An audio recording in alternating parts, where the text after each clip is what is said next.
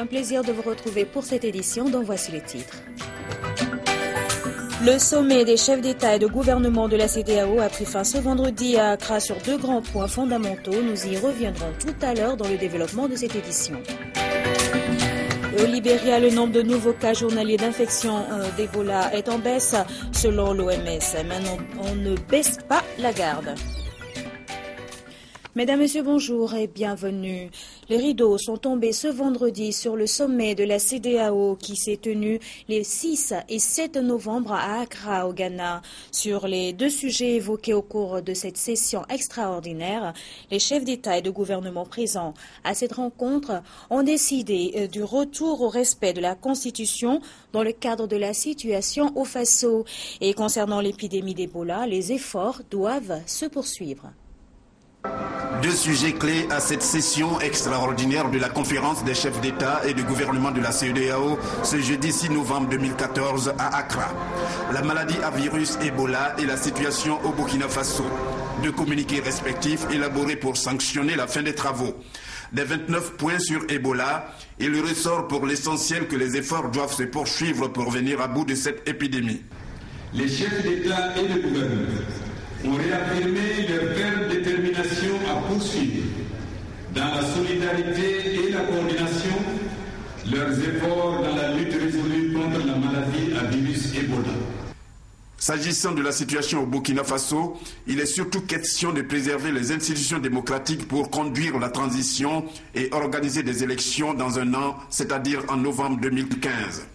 Les chefs d'État et de gouvernement réaffirment leur engagement pour la préservation des institutions démocratiques et les principes de convergence institutionnelle et d'élections démocratiques tels que contenus dans le protocole additionnel de la CEDEAO sur la démocratie et la bonne gouvernance.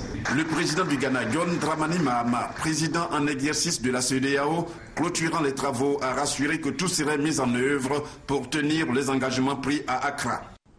Encore une manifestation de protestation au Burkina Faso et ce sont les étudiants en interne au CHU Sourousanou de Bobo-Dioulasso qui observent depuis ce jeudi un sitting de 72 heures. Une manifestation pour protester contre le non-paiement de leur indemnité de frais de stage.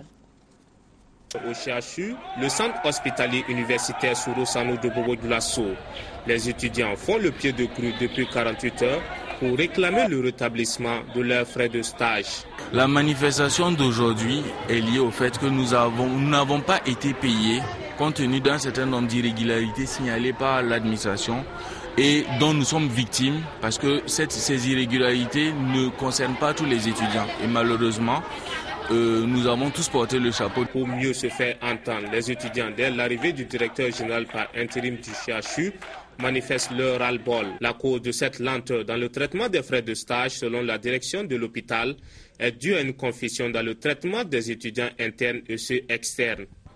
Il y a des pratiques illégales dans le traitement des émoluments des étudiants.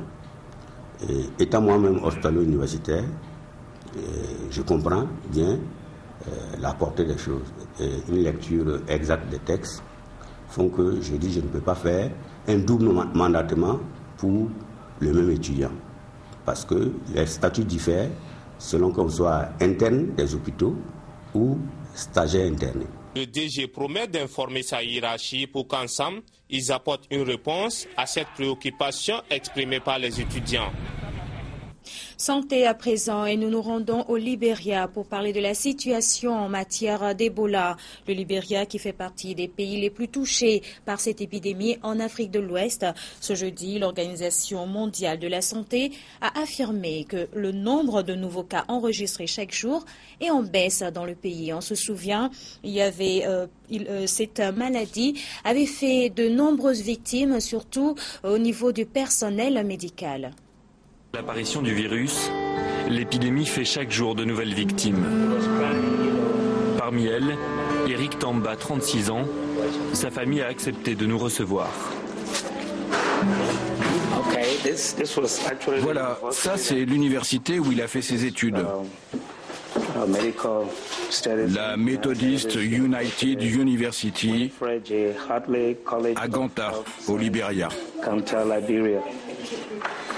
Eric était infirmier dans les hôpitaux publics. Ah tiens, ça c'est son certificat de fin d'études. Oui, c'est son diplôme. Notre équipe l'avait rencontré lors d'un premier voyage. Oliver nous demande de visionner l'interview.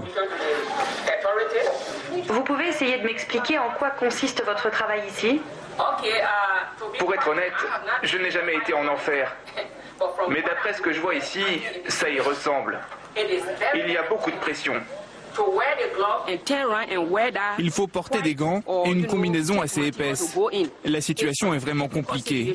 Ce qui me fait rester ici, c'est le sens du sacrifice. Car si ça ne tenait qu'à l'argent, je serais déjà parti. Ce n'est pas pour l'argent. J'ai choisi d'être infirmier pour aider les gens dans les moments difficiles.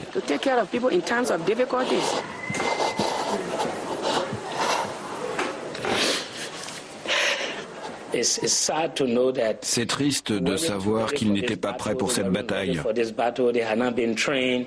Ils n'étaient pas prêts et ils n'avaient pas été formés. Nous devrions tout faire pour qu'ils soient honorés un jour. Comme ça, nous pourrons les garder en mémoire comme des héros. Et bien sûr, ce sont des souvenirs difficiles à évoquer. Le dernier bilan de l'épidémie d'Ebola fait état de 4 818 décès pour 13 042 cas. La course pour le vaccin se joue actuellement en Suisse, à Genève et en Lausanne. 2 produits expérimentaux ont été sélectionnés par l'Organisation mondiale de la santé. Et sur les 500 volontaires nécessaires aux tests cliniques, la moitié va être recrutée par les hôpitaux de Genève et de Lausanne. Les premiers résultats sont attendus pour le mois de décembre. Au Sénégal, une rencontre internationale de haut niveau se tient à Dakar depuis ce vendredi. Et il s'agit d'une initiative de l'Organisation internationale de la francophonie et en collaboration avec le ministère de la Culture du Sénégal. Culture et développement sont les sujets retenus pour cette rencontre qui voit la participation de représentants de 5 pays d'Afrique francophone. Depuis le sommet de la francophonie en 1989 à Dakar et l'adoption du concept de développement durable, la plupart des pays francophones ont fini par intégrer la culture dans leur politique de développement. Mais entre la volonté et l'effectivité de cette mesure, il y a un grand pas que peu d'États ont franchi.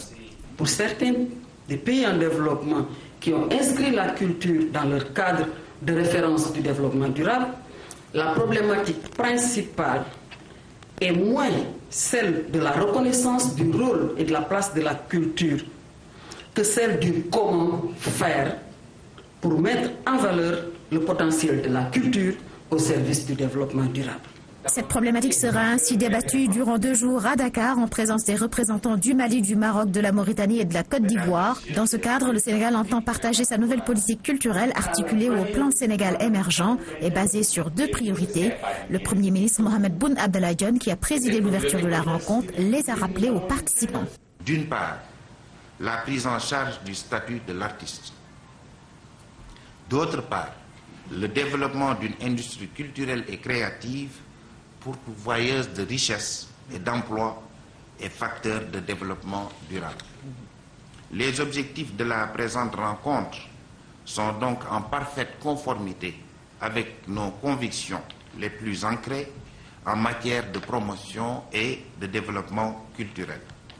Les conclusions de la rencontre seront soumises à la conférence des chefs d'État lors du 15e sommet de la francophonie prévu à Dakar en fin novembre, avec l'ambition de mieux ancrer la culture dans les politiques de développement des pays francophones. Hors du continent africain, la lutte contre le terrorisme se poursuit. Washington renforce ses troupes en Irak face à l'organisation de l'État islamique. L'effectif des soldats américains passe à 1500, soit le double du nombre actuellement sur place. Il va s'agir non pas de combattants, mais plutôt d'hommes ayant pour mission de conseiller et de former l'armée irakienne.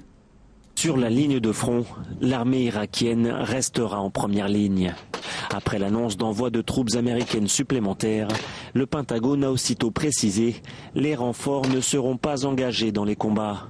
Les quelques 1500 conseillers militaires auront pour mission d'entraîner et d'assister les soldats irakiens, y compris les forces kurdes. Certains de ces renforts seront notamment déployés dans la province d'Al-Anbar à l'ouest du pays, une zone contrôlée en grande partie par les djihadistes. Près de 3 ans après le retrait des dernières troupes américaines d'Irak, le Pentagone assure que cette mission est différente. Nous y allons à la demande du gouvernement irakien. Le peuple, le gouvernement et les forces de sécurité irakiennes font face à une très grande menace. Ils essaient d'y faire face et ils ont reconnu qu'ils ont besoin d'un peu d'aide. Cette annonce intervient après la première rencontre entre Barack Obama et les nouveaux leaders du Congrès, après la victoire des Républicains lors des élections de mi-mandat mardi dernier. Plusieurs conservateurs ont appelé à intensifier la lutte contre l'organisation de l'État islamique. Le président a déjà demandé au Congrès une rallonge budgétaire de 5,6 milliards de dollars pour permettre l'envoi de ses conseillers supplémentaires. Et au Mexique, on vient d'avoir les premiers aveux sur la disparition des 43 étudiants de la ville d'Iguala. Les autorités mexicaines ont annoncé ce vendredi que les suspects arrêtés dans le cadre de cette affaire avaient avoué avoir tué et brûlé les cadavres des étudiants disparus en septembre dernier.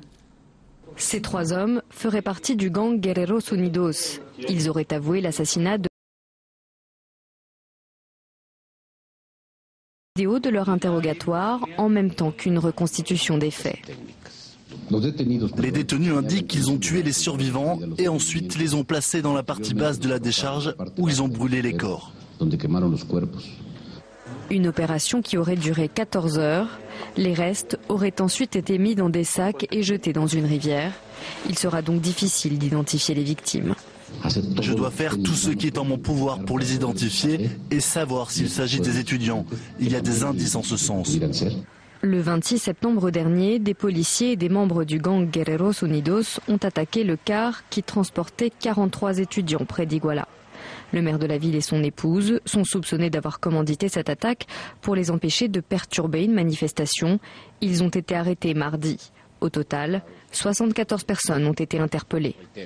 Critiqué pour sa gestion de l'affaire, le président mexicain a promis aux parents des disparus que justice serait rendue.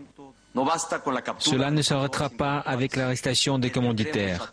Nous aurons toutes les personnes qui ont participé à ces crimes abominables. Une promesse qui ne convainc pas ces manifestants, ni les parents des victimes. Ils refusent de croire aux témoignages des suspects et gardent l'espoir de retrouver leurs enfants vivants. Et le Yémen a un nouveau gouvernement depuis ce vendredi. Une équipe de 36 personnes, dont 4 femmes, vont devoir mettre les bouchées doubles pour aider le pays à sortir de la crise politique qu'il traverse actuellement. Il s'agit d'un gouvernement inclusif avec des portefeuilles attribués aux Houthis et à des séparatistes du sud du Yémen. Voilà qui met fin à cette édition. Merci à vous tous de votre fidélité. Très bonne suite de programmes sur Africable Télévision.